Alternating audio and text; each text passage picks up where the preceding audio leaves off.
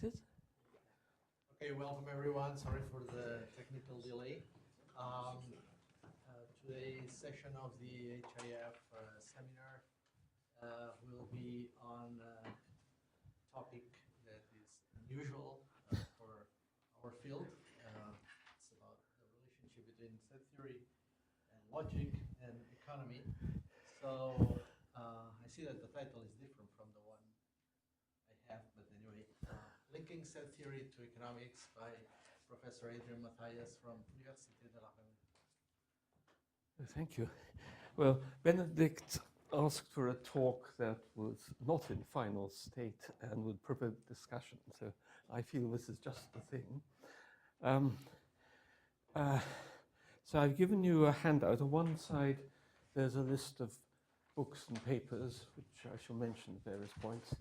And on the other side is the first page of a paper that's very much in draft form. And anybody who's interested in seeing more of it and discussing it with me, I'd be delighted. Now, the story begins in 1986, when I was told in Cambridge that my lectures on set theory and logic were not needed because undergraduates could get everything they needed out of Bourbaki. So that's when I read Bourbaki's book on logic and set theory, and I was shocked. So I wrote a paper called The Ignorance of Bourbaki, which I was told I couldn't publish because I'd be murdered if I did. But a time came when I had no more to lose, so I published it anyway, and had a very pleasing response. And some years later, I got to Réunion, that is a French island east of Madagascar. And my colleagues there drew my attention to a strange thing. In France, if you want to teach in a French school, you have to pass an examination called the CAPES, Certificat d'aptitude professionnelle de l'enseignement supérieur. And there's a syllabus set out, and in the mathematics section, it had a line, tout exposé de logique formelle et exclu. So logic is no logic. So I began to suspect this might be linked to Bourbaki's attitude to logic. So I started to investigate, and news may have reached various people in Paris that I was investigating, because a few years later, this line was toned down to aucune exposé de logique formelle n'est envisagé. So that led to a very long paper, which has just come out last year in Singapore, published by World Scientific in a volume edited by Hugh Woodin and C.T. Chong and Ted Slayman. Your co-editors of the volume. Yes. And when I was researching for this paper, one of my correspondents told me that the archives of Bourbaki, or at any rate some of them, had been put online. So I had a good rummage. I'm afraid I'm a marked man where Bourbaki is concerned, but a friend in a false beard went along to the archives for me and dug up a bit more. And I learned that there had been a plan for André Vey and Pierre Samuel, I think, to consult Barclay Rosser about their book on logic, because Vey was in Chicago and Rosser was in, I think, Ithaca, not far away. So Rosser by then was dead, but I found he had a son, also called Barclay Rosser, who's an economist. So I wrote to him to say, did your father keep a diary or are there some family records to show whether this meeting took place? And I had a very nice letter back saying, no family records. But did you know the economists are discussing the ignorance of Bourbaki? So I said, tell me more. And this, as I've said there, there's a group of economists. Now, the leader of the group, Kumaraswamy Velupillai, since then, alas, has been in very bad health. He might even have died. He had a heart operation which was botched, and his doctors told him to stop working. So he had said he wanted to republish my long piece in another volume to be published by World Scientific of Singapore, but intended for economists, and he was going to add an introduction explaining why the thoughts of Chairman Mathias are significant. So I therefore started to try and learn something about economics, because I was curious to know whether my reasons that I had for criticizing Bourbaki, which had nothing to do with economics, were in any way linked to their feeling that the influence of Bourbaki has led mathematical economics in the wrong direction. So the problem seems to be linked to André. The two most pushy members of Bourbaki were André Weil and Dieudonné, who had the loudest voice and therefore tended to win the argument. They both believed that all important mathematics was covered by Zermelo's set theory, and they wouldn't need the axiom of replacement. But as everybody here knows, of course, Skolem and Frankel spotted the weakness of Zermelo's set theory and added principles of replacement or connection. So I had the feeling that it might be that the mathematics supported by Bourbaki only covers part of the mathematics needed by economists. And in particular, Velupillai and his colleague Zambelli have been writing about applications of recursion theory in economics. So I'm now, all the rest of this talk is me groping in the dark. Go back to the Greeks for inspiration. They divided geometry from arithmetic. And I thought this division should be looked at anew. So this is where I introduce the two new words.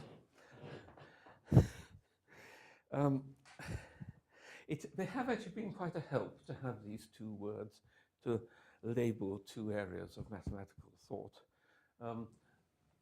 I think of them as naming two different methodologies. I think that's a good word to. I do not assert that all mathematics is one or the other. I think that would be rash. But I do like the idea that there's two areas, and one of them is where Bourbaki were, and set theory is somewhere else. Sorry? Exit. And in the tropics. Well, the tropics foster growth, yes.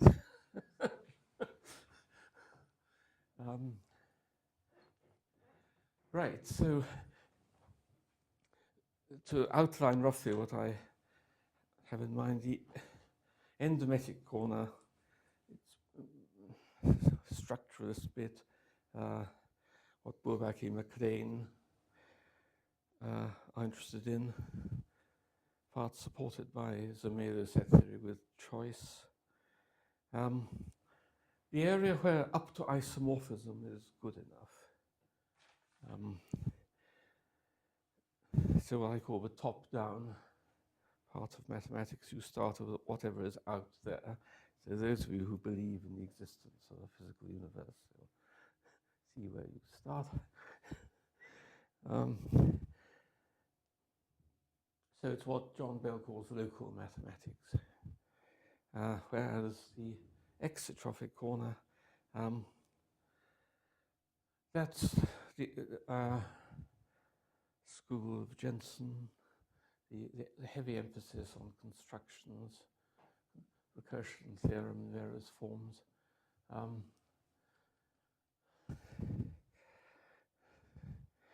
There was a remark by Gödel that a set is a collection of previously obtained objects. It's not a set theory is not concerned with dividing the whole universe into bits. Now, there's a remark of Dieudonné that we have not yet begun to understand the relationship between conceptual mathematics and combinatorics. So I think this might be related to this split that I'm trying to identify.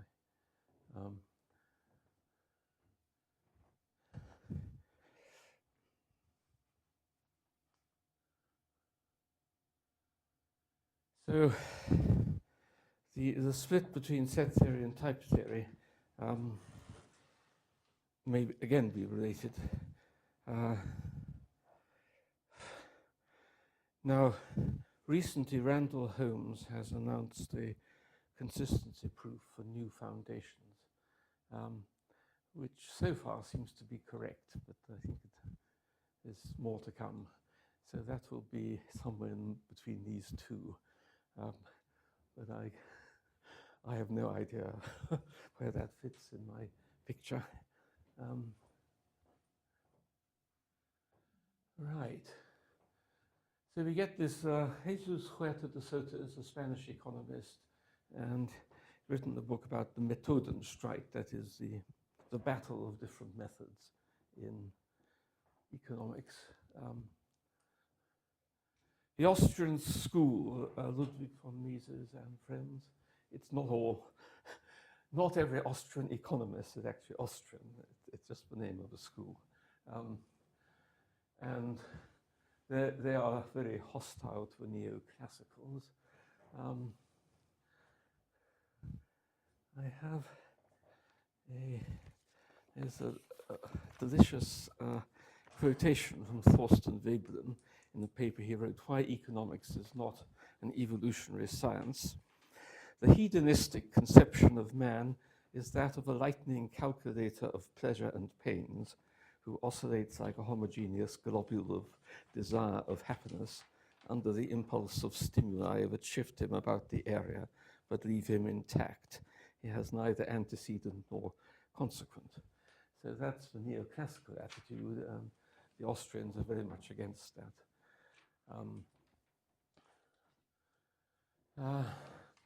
Weintraub's book, How Economics Became a Mathematical Science, there's a statement there from Volkmann that physics is not bottom-up. Weintraub there's a German Theo Duper who's in Hamburg, I think, and he has written about Bourbaki and economics from a phenomenological point of view. And he and Weintraub have written, I've listed it there, there's a joint book, which is rather disturbing. It's about the Nobel Prize. So Gérard Debreu was the French economist who was taught mathematics in wartime Paris by the Bourbaki group, and then went to make his career in the US and wrote a book called The Theory of Value, which came out in the late 50s, and you can see the Bourbaki influence in the way he does his mathematics. And got a Nobel Prize. He and Arrow and Debreu had a result, and it was also discovered by Mackenzie, and the first two got a Nobel Prize for it, and Mackenzie didn't. And what has now come out is that Mackenzie's paper was held up by the referee, and the referee was Debreu. So not a nice story. And then I mentioned the good guys down there.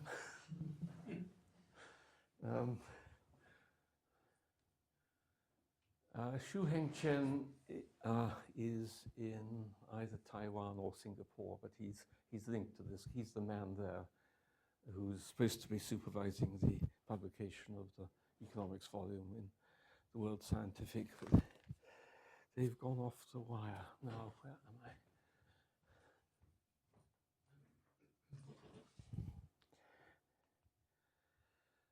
I? I mentioned here Hayek, Friedrich von Hayek, who, well, he started as an economist, but his later writings, better to call him a social philosopher because he's speculating more widely than that. There's a rather pleasing picture of him in the war. He had been at the London School of Economics, and then they were moved to Peterhouse in the war, but Keynes arranged for him to have rooms in King's, and so it is said Keynes and Hayek together were on the roof of King's Chapel looking out for bombers and arguing non-stop about economics, because they took different views about the nature of economics and so on. But I think this, oh, sorry, I'm trying to, how do I get a,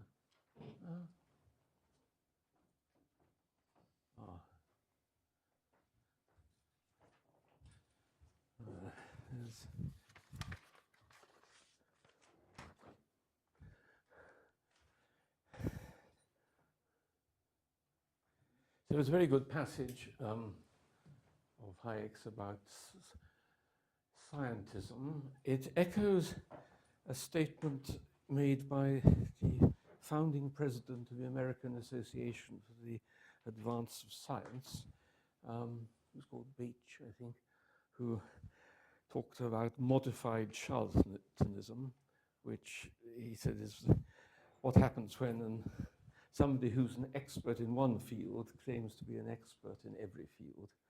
And you don't have to look far to find examples of this phenomenon.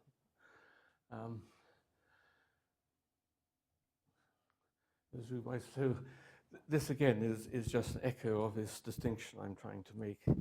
Now, do I? So I'm going to give, just so this talk has at least some, if rather simple mathematical content, I'm going to give you two examples. So the dining philosophers is a problem, I think it's popular with computer scientists. It's about allocation of resources. And I heard about it when I was working for Richard Platek for limited engagement in his, it's not really, it wasn't a software company, but they were thinking about computer security, and I couldn't think why in the mid-80s. Nowadays, it's rather plain why that's important. So you've got philosophers, N philosophers sitting around a table, and there's an infinite bowl of rice in the middle, and they have chopsticks, but only N chopsticks. And to eat, you have to have 2 chopsticks.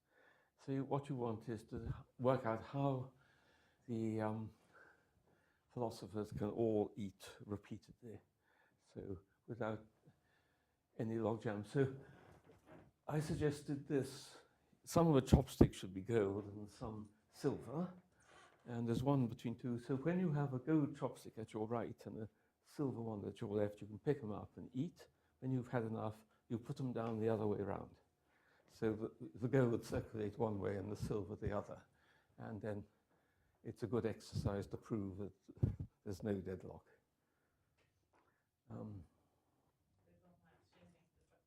Sorry? They don't mind sharing the bacteria. Oh.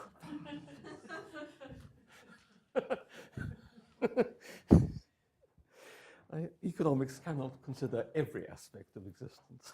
Does get nowhere. So the point I want to emphasize here is that provided everybody follows that rule, you don't have to know what other people are doing. You just wait till you have the conditions for eating. So you don't need one person supervising the whole thing. On the other hand, there's the babysitting problem. Now, I've got a very simple version of it here. Krugman has written at length about it. It happened in Capitol Hill in Washington. Lots of people with babies, and they tried to have an arrangement for sharing babysitting problems, and it got into difficulties. And Krugman maintains it was solved by printing extra coupons, allowing people to. So I was just concerned with this very simple question: is it possible to find a rota No. Sorry, what's a rota? You've got n couples, each with at least one baby. Yeah. And at the beginning of the season, I might six Sure, months, yes, I read read that. all that, right. So a rota means an arrangement. You know, this couple will sit for that Yeah, couple there on is the a language. sorry? Oh yes. Timetabling. Timetabling. Oh, like you're on tuition. Oh, you don't know about rotas? Never heard of it. Oh, well, that could explain a lot. So if there's one couple whose demand exceeds the sum of all other demands, no rota is possible. And that is the only condition. If there's no such couple, then there is a rota. Now, I've written out a proof in that paper I mentioned.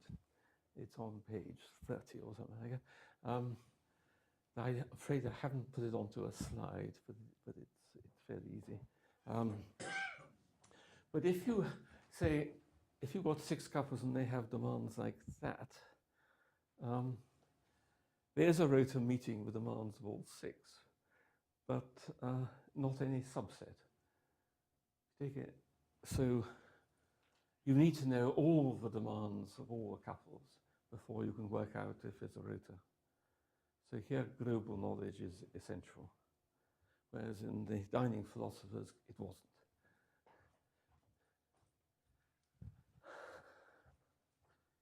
Now, what's next? So, top down is, as well, the Marxists start with the state, and then bottom up starts with the individual. But of course, there are intermediate structures, and not much seems to have been written about them. This is where, of course, my ignorance is beginning to show, but it seems to me that if you allow the family regiment university, these intermediate structures, you're going to get a lot of interesting questions. So I'm now going to look. This is Oman, who I learnt about from Menachem. He wanted to know a PCA is pi 1, 1. No, it's sigma 1, 2. And CPCA is pi 1, 2. So he was interested in whether every sigma 1, 2 set is a big measurable, because if all sigma 1, 2 sets are the big measurable, he has a nice theorem about utility functions. So I'm wondering whether the, of course, if V equals L, it's false, isn't it? There's a delta 1, 2 well ordering, so it can't be. So perhaps the crises in Western economy is evidence for the axiom constructibility.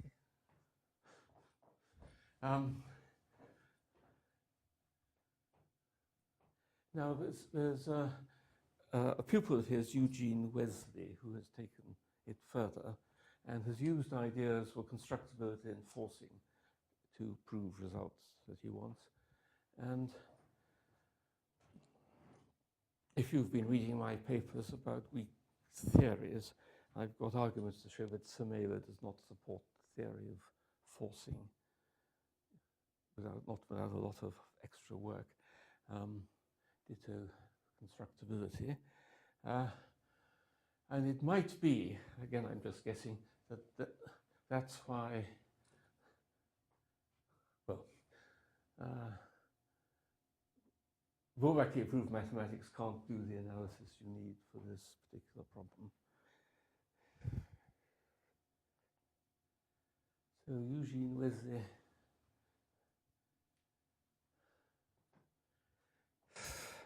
Now this, there's the paper I mentioned, Borel preference orders in markets with a continuum of traders.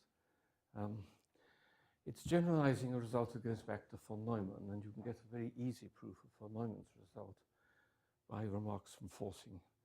The function, Borel measurable function that picks witnesses for almost every argument. You just look at the random reals over a countable model and pick a name for the witness. And then the function that evaluates the name given a different random real is Borel measurable. So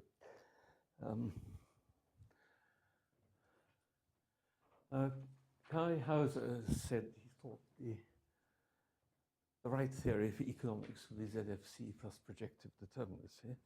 The right theory for everything. Who am I to disagree? So let's just mention now an economist in Belgium who found that non-Ramsey sets come out of assumptions in economics. I've listed his papers on the handout that I've given you. SWR is a social welfare relation, otherwise called Pareto preference orderings. And this relates to work on chameleons. This is a paper I hope is approaching its final stage, so you must all press me hard to finish it, by Carlos de Prisco, Nathan Bowler, and Christian Delamay. Marianne Morion has withdrawn from the list of authors because her observation has been separately published.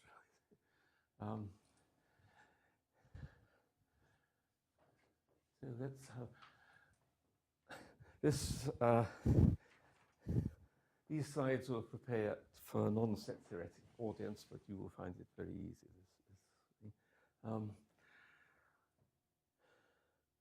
So we've got the Ramsey property in Solovey's model. All colorings are Ramsey.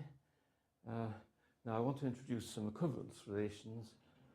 Twiddle sub star, if their symmetric difference is finite, and call the coloring invariant if it doesn't change when you make a finite alteration to the argument.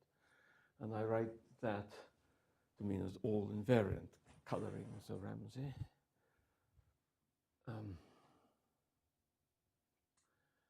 Now, Christian Delamay found a nice algebraic translation of this. So for k is 0, 2, 3, or any other larger integer, z, I write zk for z stroke kz. So z0 is the same as z. And the additive group is, as you all know, cyclic. And then corresponding to that, I want some more equivalence relations. B twiddle sub 0. If B and C have finite symmetric difference, and there are just as many members in B, not in C, as there are in C, not in B. So that's a refinement. And for K, at least two, I mean, B twiddle C if B minus C is equivalent to C minus B mod K. So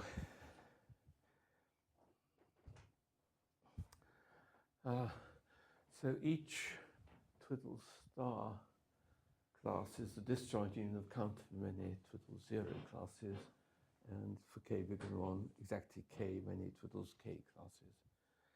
So in my thesis, I had the case k equals 2 for getting a non-Ramsey set.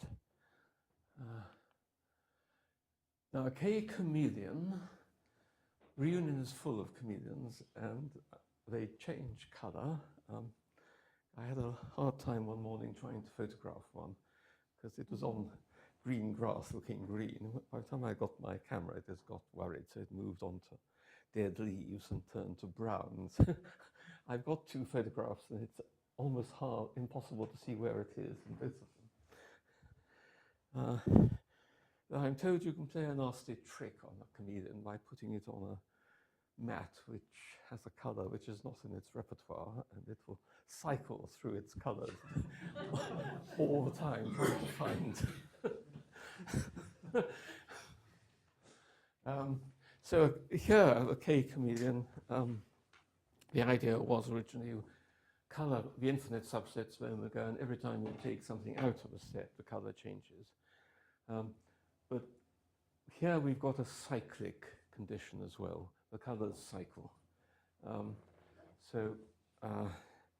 if chi is the coloring, if I add n to A, the color increases by 1. Modulo k, if k is positive, or if k is 0, it's just... So k chameleons are non-invariant k colorings with further properties, let's say the cyclic property. Their existence follows some weak forms of choice, since a k chameleon exists if and only if there's a selector for this family. Oops. Now I've got to go on. Right. So if I factor the family of infinite subsets of omega by its little star, that's what I call the Hausdorff extension. It adds, there's a lot of nice papers on, it adds a Ramsey ultrafilter. And if all sets are Ramsey, it doesn't add any new sets of ordinals.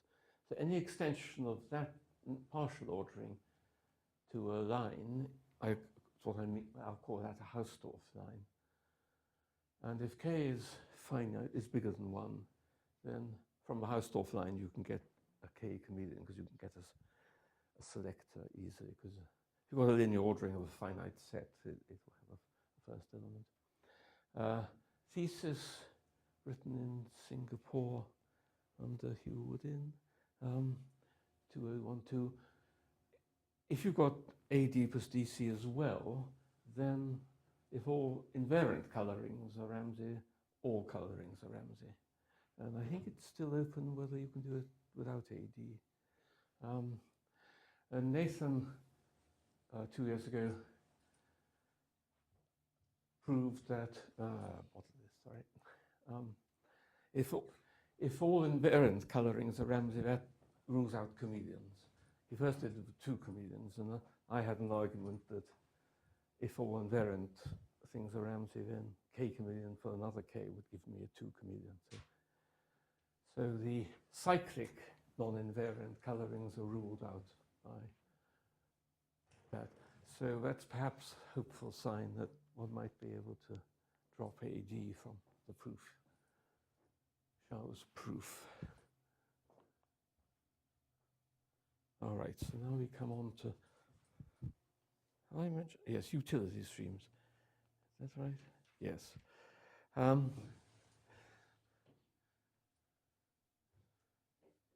So I want to connect chameleons with the work of Lars. So I've put the definitions very boldly here, just looking at infinite streams of zeros and ones, so something like subsets of omega. So his a social welfare relation. Do you prefer one stream of choices to another? That's the question. And the various conditions should be considered. And I'd love to know if there's a particular kind of social welfare relation which is equivalent to the existence of a Z chameleon. So Z chameleon, or zero chameleon, you've got a map, the colors are all the integers, positive and negative. And if you take an element out, you reduce the color by 1. So it seems that constructing a Z chameleon needs stronger amount of choice than K chameleon for K finite. But I don't think I can yet make an actual theorem about it, but I think there is, that it looks stronger.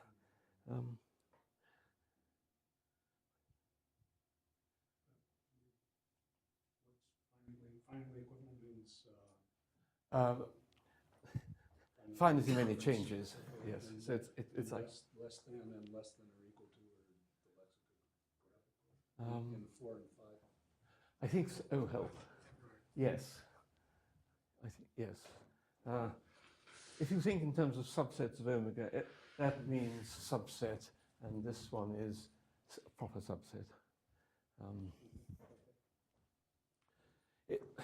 I think he's interested in looking at streams of more symbols than just 2, but then you'd have to be more. Let's see. Now, there's two observations here. If there's Hausdorff line, then you can get a pure social welfare relation. So remember I said that every Twiddle star class is disjoint union of Twiddle's naught classes, and they have a natural ordering in type Z. So if you expand each of those, so I've taken the Hausdorff line and replaced each point by a copy of Z, and then that will give me what I need, and I nearly get a converse, but not quite. So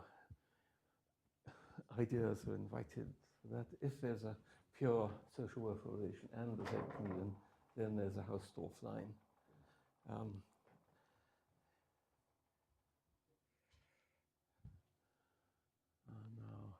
I think I reached the end. That's the last slide.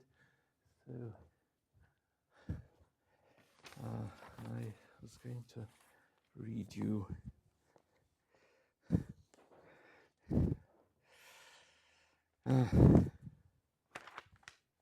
Where's that gone?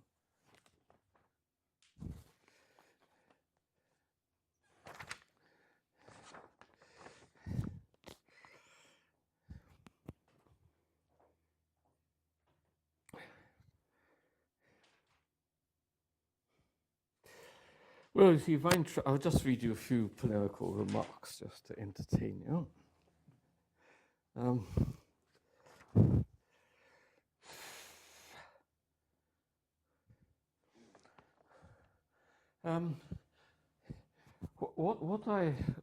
If I got interested in this, I led into thinking about economics because of the unexpected link with Bourbaki's misdeeds. And it was very invigorating for me because I spent all my life inside mathematics, and I suddenly come out and find there's a lot of thought going on which is not mathematical, but which is certainly involving logic. And I think Keynes said if the Great Depression was a crisis of abundance, not a crisis of scarcity, and I think that is not a mathematical judgment. I mean, it shows insight, and there's a lot of thought going on, but it's outside mathematics. And the logician in me says, can you define where mathematics stops in economics? And I haven't got very far with that. Nearest I get is thinking that economics is, a lot of it is concerned with how people behave. And Veblen satirized the Homo economicus who makes instant evaluations and acts accordingly. And it's a bit alarming looking at people walking around today. They seem to actually behave like that. They're involved with consumption and not much else. People say that today politicians don't represent their constituents, they manage them. Similarly, news is no longer reported, it is management. So given the lamentable consequences of this culture of management, which I think is bedeviling universities, there's a challenge awaiting attention to explore new models of behavior. So the problems of economy are not mathematical ones. As at bottom, the issue is how people behave, how banks behave, how chief executive officers of multinational companies behave, and so on. So economic models make assumptions about behavior, and deciding whether or where the assumptions are false is not a mathematical question. There's a paper, I haven't got it here, but Van Berg has written a paper, Why Economics is Not Physics. Adam Smith, being a bachelor, may well have seen human interactions in a different light from that of Sebastian Bach, with a large family to consider. Schumpeter wrote of Keynes that he was childless, and his philosophy of life was essentially a short-run philosophy.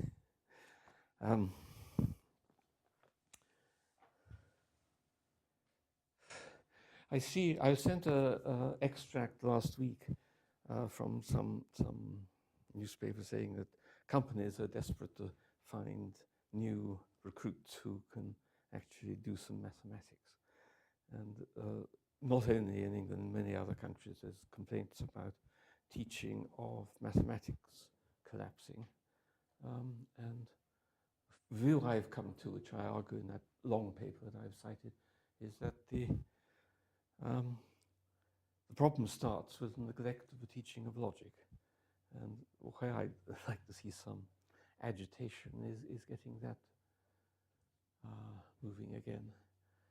So at that point, I think I'll stop. I've just given some vague ideas, and if anybody wishes to pursue them with me, I'd be delighted.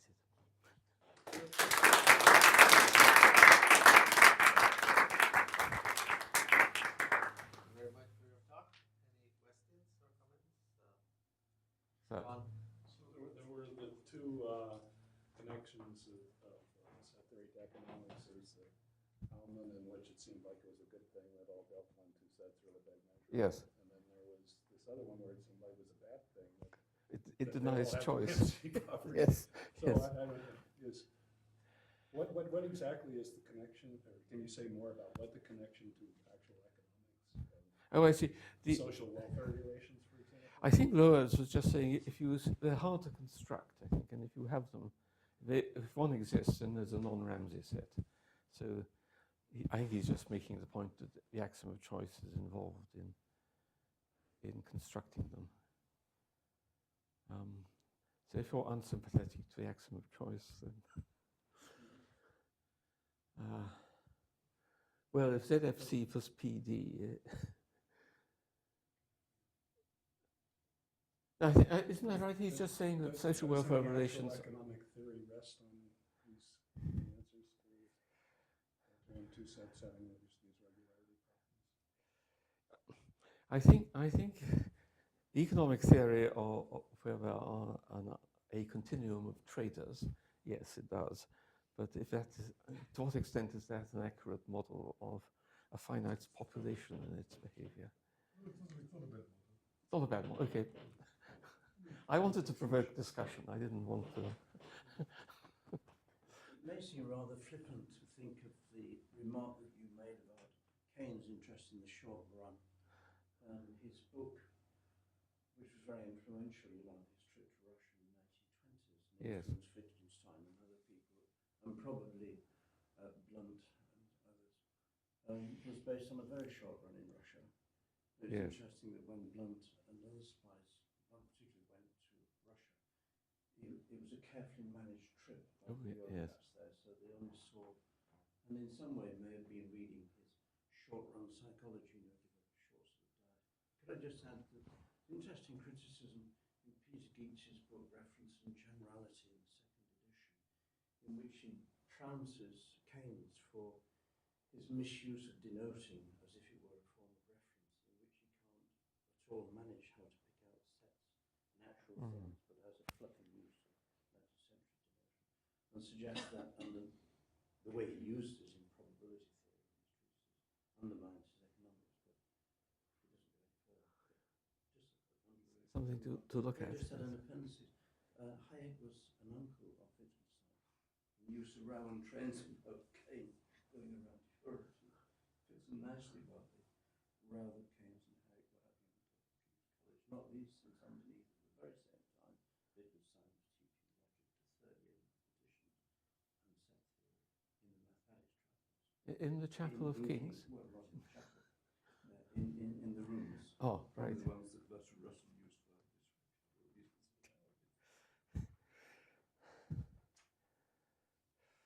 Maybe I could also comment about something in between the state and individual.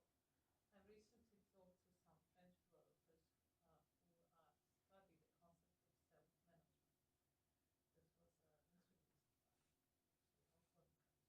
under the name of some Italian languages they are able to pronounce, and this is something like the cooperative in the British terms, I would say, or the French term. It's some middle model where you have the management done locally.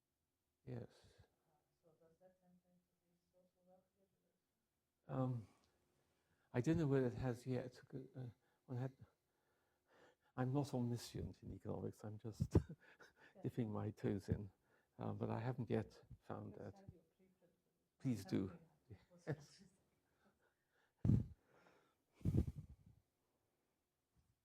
2 points. Mathias sounds around in the autumn term and you're here. We want to get you together in a discussion with him. With whom? Mathias Sen. Oh yes, Yeah. okay, yes. Very interesting. And the other thing is, have you read Harry Frankfurt's book, which came out last week? Inequality. By chance, I haven't yet read it. Well, it's as successful as his previous work entitled On Bullshit, because we tend to experience here.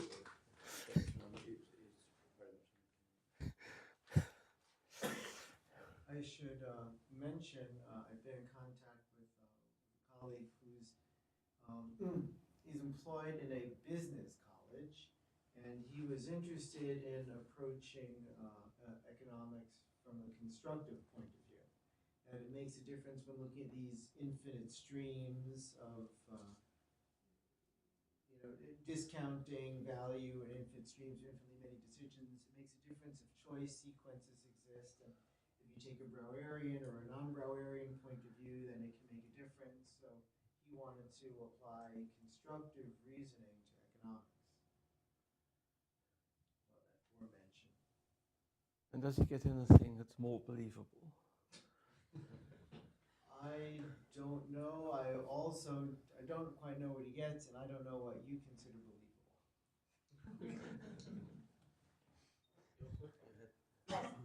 Yes, so what Alman does in the paper, and it's probably the first time that it was done in economics, is that he makes the assumption that in economics usually there are kind of players. That it's not that there are n players, but there's a continuum of players, a continuum of agents. And so then the different kinds of harmonies of balanced situations and utility functions, he assumes reasonably that have to be measurable, and he has a solution for, he has a certain set of equations for the existence of utilities which would explain this kind of situation where the players form a continuum in a nice way, and he has to take a projection there, and then he's in trouble with measure. So projective determinacy would be good for that. Otherwise, his approach would be somehow lost. Yes. Would be stuck with non-measurable sets. But you talked about this social choice, and because there's a similar arrow assumed that there's a finite number of voters n. Yes. Finite number, and of course it's not true if you necessarily if there's infinite. So I don't actually quite remember what the situation is there,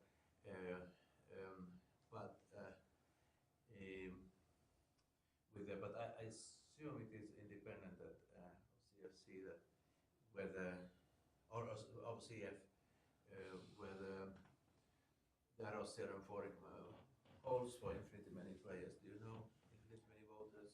Don't know. I don't know. It's essentially equivalent to Disson's ultrafilter, non-trivial ultrafilter on omega. If you talk about omega many voters, Yes. it's an every arrow voting system essentially equivalent to existent. Oh. Yeah. So Okay. it is. Yeah. So that's another choice you do. another connection between economics and set theory. Right. Thank you. That's a good one. Any other question or comment? Look at no comment. So you kind of linked the endometics point of view to microeconomics, whereas the microeconomics will be linked to exotrophics, as you call it. Yes.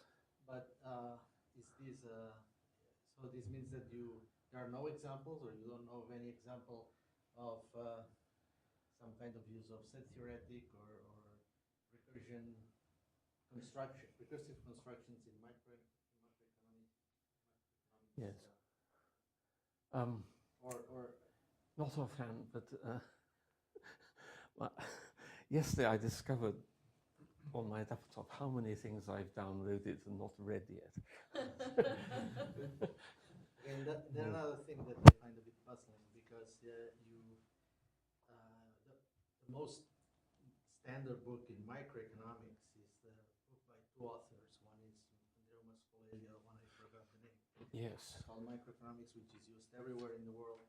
And strangely enough, Mascolelli did his thesis with Debreu. Yes. And but he also worked with Ullman in Israel. So I think that would be a particularly interesting case of study. You know, whether I don't know about whether in this book there are any uses of